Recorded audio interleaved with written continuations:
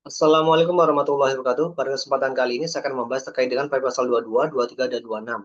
Nah, di sini perbedaannya dibedakan menjadi tiga ya. Jadi di sini ada dari sifat transaksinya, dari sifat transaksinya, yang kedua adalah dari pihak pemotong atau pemutnya, kemudian dari ketiga adalah dari karakteristiknya.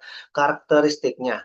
Nah, kemudian PP pasal 22 menurut sifatnya di sini adalah perdagangan barang, impor, ekspor, dan komoditas. PP pasal 23 ini dari penghasilan modal yang bersifat pasif dan jasa dalam negeri bersifat aktif. Terus kemudian pasal 26 transaksi lintas negara wajib pajak luar negeri. Terus kemudian di sini pihak pemotong atau pemutnya.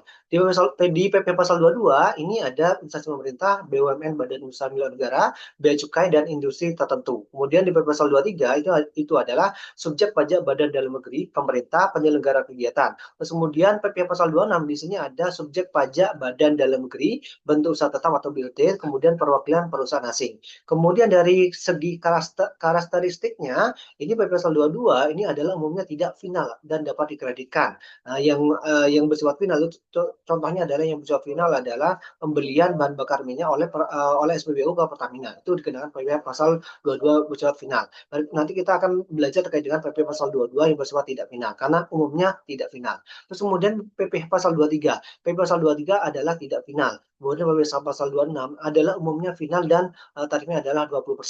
Terus kemudian untuk pengertian PPh pasal 2 PPh pasal 22 ini adalah sebenarnya dalam tanda kutip adalah gerbang tol perdagangan, di mana ada perdagangan di situ ada PP pasal 22. Namun tentu saja tidak semua perdagangan akan dikenakan PP pasal 22. Nah, PP pasal 22 ini adalah pajak yang dipungut atas aktivitas pembayaran, penyerahan barang, kegiatan di bidang impor, ekspor komoditas tambang atau kegiatan usaha spesifik lainnya. Nah, kalau dia dari tiga jalur ini di sini ada arus impor dan ekspor, ini garis batas negara itu dikenakan pasal 22. Terus kemudian ada belanja negara yang atas transaksi APBN dan atau APBD, anggaran pendapatan dan belanja negara, anggaran pendapatan dan belanja daerah. Terus kemudian di sini ada arus barang industri tertentu, misalnya di sini ada semen, baja, emas, dan seterusnya. Nah, siapa pemungut PPh pasal 22 yang melakukan pemungutan itu siapa, dan yang harus menyetorkan ke negara itu siapa? Yaitu di sini ada Bank Devisa dan Bea Cukai untuk impor dan ekspor tambang. Kemudian badan usaha industri spesifik. Di sini ada semen, kertas, baja, otomotif, farmasi, agen dalam memegang merek, dan seterusnya. Terus kemudian di sini ada instansi pemerintah dan badan usaha milik negara atau BUMN. Nah, di sini terkait dengan pembelian barang oleh negara karena menggunakan APBN atau APBD. Terus kemudian di sini ada lembaga jasa keuangan atau OJK berizin otoritas jasa keuangan atau OJK. Nah, ini fokusnya adalah penyelenggara kegiatan usaha bullion, ya ini emas batangan. Terus kemudian di sini tarif impor dan ekspor PPh pasal 22 berdasarkan PMK 51 tahun 2025. Untuk barang tertentu, contoh kosmetik, koper, karpet itu tarifnya adalah 10%. Untuk barang tertentu lainnya, impornya tanpa API, angka pengenal impor itu adalah 7,5%. Nah, API itu apa sih? API itu adalah angka pengenal impor. Jadi semacam identitas ya, identitas bagi pihak yang melakukan impor, kayak semacam nomor pokok wajib pajak, kayak semacam KTP, kayak semacam seperti itulah, kayak semacam kalau misalkan melaksanakan kewajiban pajakannya itu harus menggunakan NPWP. Nah, untuk impor ini ketika impor itu butuh yang namanya angka pengenal impor. Nah, kalau tidak menggunakan angka pengenal impor itu tarifnya lebih tinggi yaitu 7,5%. Kalau menggunakan angka pengenal impor itu tarifnya lebih kecil yaitu 2,5%. Nah, terus kemudian di sini komoditas tambak, komoditas pangan itu ada kedelai, gandum, tepung terigu itu adalah tarifnya adalah 0,5%. Kemudian di sini adalah emas batangan yang impor itu adalah 0,25%. Kemudian di sini ada ekspor komoditas tambang, ada batu bara, mineral logam, dan bukan logam itu 1,5% tarifnya. Terus kemudian di sini ada untuk tarif domestik. Tadi yang di sini adalah tarif untuk impor dan ekspor. Untuk tarif domestik itu atas pembelian dan industri tertentu. Misalnya pembelian barang oleh instansi pemerintah dan BUMN itu adalah 1,5%. Nah, pembelian barangnya itu dihitung dari harga beli di luar PPN itu yang akan dikalikan dengan 1,5%.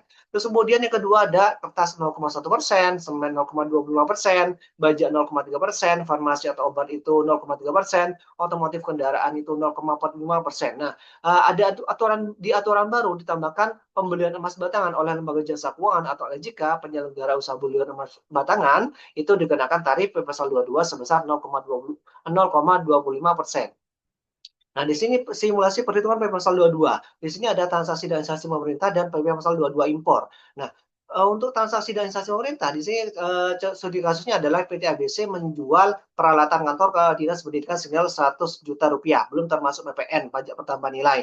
Nah, di sini adalah nilai dasarnya, nilai pembeliannya itu adalah 100 juta, sehingga tarifnya adalah 1,5%. PPh 22 ini pun adalah 1,5 juta yang diperoleh dari 1,5% kali 100 juta, sehingga penghasilan neto yang diterima penjual yaitu PT ABC ini hanya sebesar 98.500.000 rupiah. Jadi si dinas pendidikan ini membayarkan apa namanya peralatan kantor ini bukan 1 juta tapi 98.500.000 rupiah, karena 1.500.000 rupiah yang dipotong oleh instansi pemerintah yaitu Dinas Pendidikan untuk disetorkan ke negara. Nah, namun di sini PT ABC akan menerima bukti potong sebagai bukti bahwa PT ABC sudah melakukan pembayaran pajak. Terus kemudian di sini untuk PPh pasal 22 impor. Nah, contohnya adalah PT XYZ mengimpor barang umum menggunakan API, angka pengenal impor, dengan nilai impor sebesar 500 juta rupiah. Nah, nilai dasarnya di sini adalah 500 juta, kemudian tarifnya karena menggunakan API itu tarifnya adalah 2,5%. Ini tarif PPh pasal 22 ya. Terus kemudian PPh pasal 22 yang dipungut adalah 12.500.000 rupiah. Nah, di sini nilai impor keterangannya adalah CIF ya, cost insurance freak. Jadi cost insurance freak ini adalah harga barang plus asuransi plus biaya pengiriman. Nah, kemudian ada tambahan lagi biaya masuk, kemudian plus pungutan pabean lainnya. Jadi adalah nilai impor. Jadi nilai impor yang 500 juta ini terdiri dari harga barang, asuransi, biaya pengiriman, biaya masuk, dan pungutan pabean lainnya. Jadi tidak hanya harga barangnya saja. Jadi termasuk kelimanya ini semuanya ya, semua yang terkait dengan harga barangnya. Ada asuransi, ada biaya pengiriman, ada biaya masuk, ada pungutan pabean lainnya. Nah, terus kemudian kita meranjak ke PPh pasal 23. Nah, PPh pasal 23 ini adalah modal plus hadiah dan jasa dalam negeri. Jadi PPh pasal 23 ini adalah pajak yang dipotong atas penghasilan yang bersumber dari modal yang bersifat pasif plus hadiah dan atau penyerahan jasa yang bersifat aktif yang diterima oleh wajib pajak dalam negeri. Nah, di sini ada dua jalur ya, ada jalur penghasilan pasif plus hadiah. Di sini ada pengembalian atas modal yaitu dividen, bunga, royalti. Kemudian di sini ada penghasilan aktif yaitu kompensasi atas keahlian atau fasilitas jasa, sewa, non tanah dan bangunan. Dan kemudian di sini siapa pihak pemotong PPh pasal 23? Nah, kewajiban memotong PPh pasal 23 berada di pihak yang membayarkan penghasilan, yaitu badan pemerintah, subjek pajak badan dalam negeri, misalkan ada PT, CV, yayasan, dan lembaga-lembaga lainnya. Terus kemudian penyelenggara kegiatan yaitu event organizer, contohnya kemudian bentuk usaha tetap atau BUT, kemudian perwakilan perusahaan luar negeri lainnya. Nah, di sini ada titik pemotongan PPh pasal 23 sehingga si penerima penghasilan hanya menerima bersih penghasilannya. Kemudian di sini juga ada wajib pajak orang pribadi bukan pemotong PPh pasal 23 secara umum, kecuali ditunjuk secara khusus oleh DJP. Jadi bisa menjadi pemotong PPh pasal 23 tapi ditunjuk khusus oleh Direktorat Jenderal Pajak. Nah, terus kemudian di sini untuk pohon objek dan tarif PPh pasal 23. Nah, di sini objek pajak PPh pasal 23 ada dua jalur yaitu 15% dan 2%. Yang 15% kali bruto ini adalah jalur modal dan hadiah. Kemudian 2% kali jumlah bruto itu adalah jalur operasional. Nah, di sini objek pajak untuk jalur modal dan hadiah, di sini ada dividen, bunga, royalti, dan hadiah dan penghargaan selain yang telah dipotong PPh pasal 21. Mari kita bahas satu persatu. Nah, di sini dividen, secara umum dividen itu dikenakan pajak dan menjadi objek pajak. Namun ada banyak pengecualiannya. Salah satunya adalah misalnya dividen yang diterima wajib pajak badan dalam negeri menjadi non objek pajak. Nah, ini ya. Jadi tidak dikenakan 15%. Satu lagi, misalnya dividen yang orang pribadi. Kalau dividen orang pribadi itu bersifat final ya, bukan PPh pasal 23. Terus kemudian apa lagi? Mungkin itu aja ya, maksudnya yang kita bahas karena itu pengecualian banyak sekali. Kita lanjut ke bunga. Nah, bunga di sini ada atas bunga ini bukan bunga tabungan atau bunga deposito atau bunga yang mungkin teman-teman pikirkan pertama kali. Tapi ini adalah bunga atas pinjaman kepada pihak ketiga selain bank. Ya, jadi misalnya PTA sampai PTB ini melakukan pinjaman, PTA melakukan pinjaman, meminjam sejumlah uang misalnya 1 miliar kepada PTB 1 miliar, kemudian si PTA ini wajib membayar bunga sebesar 1 juta atas peminjaman 1 miliar itu. Nah, 100 jutanya ini ya penghasilan bunga yang diperoleh oleh PTB itu dikenakan pajak PP pasal 23 sebesar 15%. Yang melakukan pemotongan adalah si PTA karena dia PTA yang memberikan penghasilan kepada PTB. Nah, di situ kemudian di sini ada royalti. Ada royalti itu bisa royalti lagu, musik dan seterusnya. Terus kemudian di sini ada hadiah dan penghargaan selain yang telah dipotong PP pasal 21. Ya, artinya apa? Artinya di sini kalau PP pasal 21 adalah pajak penghasilan atas orang pribadi ya, atas orang pribadi. Sehingga di sini bisa bisa dikatakan bahwa hadiah dan penghargaan di sini adalah untuk wajib pajak badan dalam negeri. Terus kemudian selanjutnya untuk 2% kali operasional. Nah, untuk 2% kali maaf 2% kali jumlah bruto itu ada sewa dan imbalan jasa. Nah, sewa di sini adalah sewa selain tanah dan atau bangunan. Nah, kalau tanah dan atau bangunan itu misalnya gedung, rumah, ruko itu adalah tanah dan atau bangunan. Kalau yang bukan ya, yang selain tanah dan atau bangunan itu apa? Misalnya sewa kendaraan, sewa mesin, ya, terus kemudian sewa apa lagi? Intinya yang selain tanah dan atau bangunan, ya, selain tanah dan atau bangunan. Terus kemudian di sini terkait dengan imbalan jasa. Imbalan jasa ini ada jasa manajemen, jasa teknik, jasa konsultan, dan jasa lainnya sesuai dengan Peraturan Menteri Keuangan nomor 151 tahun 2015. Nah, pada dasarnya kalau kita lihat di PMK 141 2015 ini seluruh jasa itu dikenakan PPh pasal 23 sebesar 2%. Jadi imbalan jasa-jasa yang disebutkan di PMK 141 tahun 2012 pada dasarnya semua masuk, semua jasa. Intinya ada jasa apapun itu akan masuk di sini.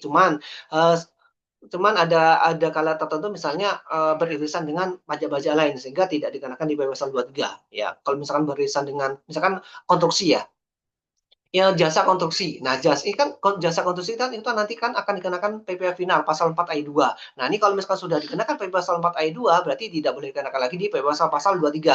Nah, nanti kita lihat apakah yang mana yang akan dikenakan yang akan dikenakan pajaknya yang dikenakan itu pajak apa? PPh pasal 23 atau PPh pasal 4 ayat 2. Nah, kalau misalnya untuk PPh pasal 23 untuk jasa konstruksi, kalau misalkan si perusahaan ini tidak memiliki sertifikat badan usaha untuk jasa konstruksi. Nah, kalau tidak memiliki sertifikat badan usaha untuk jasa konstruksi, otomatis akan dikenakan PP pasal 23. Tapi kalau memiliki sertifikat jasa konstruksi, bisa jadi akan dikenakan di PPh pasal 4 ayat 2 yang bersifat final. Jadi kita lihat apakah jasa-jasa ini akan dikenakan PP pasal 23 atau yang lainnya. Tapi pada dasarnya semua bisa masuk di PP pasal 23. Intinya ada jasa masuk pasal 23 sebesar 2%. Tentu saja di sini yang dikenakan 2% adalah wajib pajak badan dalam negeri ya. Karena kalau orang pribadi itu dikenakan akan merujuk ke PP pasal 21 untuk orang pribadi. Terus kemudian apalagi yang terkait dengan karyawan bukan pegawai pegawai tidak tetap, pegawai tetap, bukan pegawai dan seterusnya ya. Oke, peserta kegiatan dan seterusnya. Terus kemudian di sini simulasi perhitungan PP pasal 23. Nah, jasa konsultan yang dibayarkan kepada wajib pajak badan dalam negeri jalur 2%. Skenario-nya adalah, contoh studi kasusnya adalah PT Mahasiswa Maju membayar jasa konsultan IT kepada PT Makmur Informatika sebesar 50 juta. Nah, berarti di sini ada tagihan jasanya adalah 50 juta, sehingga potongan PP pasal 23-nya ada 2% sebesar 1 juta. Sehingga neto yang dibayarkan konsultan itu hanya sebesar 49 juta rupiah. Kemudian pembayaran royalti oleh PT Jaya Segar jalur 15%. Maksudnya tarifnya 15% ya. Skenario-nya adalah PT Jaya Segar membayar royalti atas penggunaan formula milik PT Manis Madu untuk memproduksi minuman serupa dengan varian rasa yang berbeda sebesar 1 miliar pada tanggal 2 April 2025. Royalti ke PT Manis Madu itu sebesar 1 miliar. Potongan PP pasal 23-nya adalah 15%, yaitu 150 juta. 15% kali 1 miliar adalah 150 juta. Sehingga penghasilan neto yang dibayar ke PT Manis Madu adalah sebesar 850 juta rupiah karena 150 jutanya dipotong oleh PT Jaya Segar dan akan disetorkan ke negara. Dan PT Jaya Segar ini akan membuat bukti potong dan disampaikan kepada PT Manis Madu sebagai bukti bahwa PT Manis Madu sudah dipotong dan dianggap sudah bayar pajak. Nah, terus kemudian di sini untuk yang PP pasal 26. PP pasal 26 di sini adalah bisa dikatakan bahwa untuk gerbang lintas negara. Nah, karena pasal 26-nya adalah pajak yang dipotong atas penghasilan yang bersumber dari Indonesia yang diterima oleh wajib pajak luar negeri selain bentuk usaha tetap. Nah, jadi ceritanya di sini ada penghasilan kemudian lari ke luar negeri. Nah, sebelum lari ke luar negeri itu berarti dipotong pajak sebesar 20% ya. Ini ada borderline-nya sehingga sebelum keluar ke luar negeri dipotong pajak sebesar tarif normal adalah 20%. Nah, siapa pemotongnya? Pemotongnya itu identik dengan PP Pasal 23, yaitu ada badan pemerintah, subjek pajak badan dalam negeri, penyelenggara kegiatan, dan BUT, bentuk usaha tetap yang melakukan pembayaran ke luar negeri. Nah, insight-nya di sini adalah ini adalah mekanisme negara untuk memastikan capital outflow tetap memberikan kontribusi pajak sebelum keluar dari yurisdiksi Indonesia. Nah, jadi ini prinsipnya adalah ini wajib pajak luar negeri ini memperoleh penghasilan dari Indonesia kok tidak ada kontribusinya sama sekali di Indonesia sehingga perlu dipajaki dengan skema seperti ini. Nah, untuk tarifnya adalah 20%. Itu adalah bersifat final dari jumlah bruto ya. Cakupan objeknya adalah seperti PPSO 23 namun lintas negara. Misalnya di sini ada dividen, bunga, royalti, sewa, imbalan jasa, pensiun berkala, hadiah atau penghargaan. Nah, cuman di sini ada pengecualiannya. Misalkan ada perjanjian penghindaran pajak berganda atau tax treaty bahasa Inggrisnya. Nah, jadi tarif 20% yang ada di sini bukan harga mati. Jika negara domisili wajib pajak luar negeri memiliki perjanjian penghindaran pajak berganda atau P3B dengan Indonesia, tarif pemotongan bisa turun misalnya jadi 10% atau bahkan 0% dengan syarat melampirkan surat keterangan domisili atau SKD atau Nah, formulirnya itu adalah DGT form ya, DGT form nama formulirnya karena menggunakan bahasa Inggris. Terus kemudian di sini simulasi perhitungan PP Pasal 26. Skenario-nya adalah PT Startup Indo membayar lisensi software atau royalti kepada perusahaan di Amerika Serikat sebesar 300 juta. Nah, di sini kan ada royalti. Ini bukan PP Pasal 23 ya, tapi Pasal 26. Kenapa dianggap sebagai PP Pasal 26? Karena ini dibayarkan kepada wajib pajak luar negeri. Karena perusahaan di Amerika Serikat kan bukan wajib pajak dalam negeri, tapi ini wajib pajak luar negeri karena dia ada di Amerika Serikat sana. Nah, tanpa tax treaty, tanpa P3B, tarifnya adalah normal, yaitu 20%. Misalkan di sini kan membayarkan 300 juta. Potongan PPh pasal 26-nya adalah 20%, yaitu 20% kali 300 juta sama dengan 60 juta, sehingga net yang ditransfer ke AS, ke perusahaan di AS itu adalah 250 juta. Kemudian di sini ada dengan tax treaty atau dengan P3B, perjanjian penghindaran pajak berganda. Nah, tarif di P3B-nya itu adalah 10%. Ya, syaratnya tentu saja wajib pajak luar negeri memberikan dokumen DGT ya. DGT itu surat keterangan domisili yang formulirnya yang sudah disiapkan oleh sesuai format kantor pajak. Itu namanya dokumen DGT, formulir DGT form. Terus kemudian di sini penghasilan kotornya adalah 300 juta. Misalnya tarif P3B dengan Amerika Serikat adalah 10%. Sehingga di sini PP Pasal 26 adalah 10% kali 300 juta, yaitu 30 juta. Sehingga penghasilan neto yang ditransfer ke Amerika Serikat di perusahaan Amerika Serikat itu adalah 270 juta rupiah. Nah, di sini rangkuman singkatnya yaitu PP Pasal 22 aksinya adalah salah satu contohnya adalah mengimpor server komputer dengan nilai impor 200 juta yang memiliki API sehingga kewajibannya di sini dipungut bea cukai sebesar 2,5%, bukan 7,5% karena ini memiliki angka pengenal impor. Sehingga 200 juta kali 2,5% yaitu adalah 5 juta. Terus kemudian di sini ada PP Pasal 23. PPh Pasal 23 di sini salah satu aksinya adalah membayar jasa angkutan publik dalam negeri sebesar 50 juta. Dan kewajibannya adalah memotong PPh pasal 23 sebesar 2%, yaitu 2% kali 50 juta menjadi 1 juta. Kemudian di sini ada PPh pasal 26. Jadi di sini adalah salah satu aksinya adalah membayar dividen ke investor asing ya. Jadi dividen ini tidak masuk ke pasal 23 tapi 26 karena dia membayarnya ke investor asing di Singapura sebesar 500 juta. Sehingga kewajiban memotongnya PPh pasal 26 adalah 20% kali 500 juta yaitu 100 juta dengan asumsi tanpa DGT, tanpa P3B, tanpa tax treaty, tanpa perjanjian penghindaran pajak berganda. Oke, terima kasih. Assalamualaikum warahmatullahi wabarakatuh.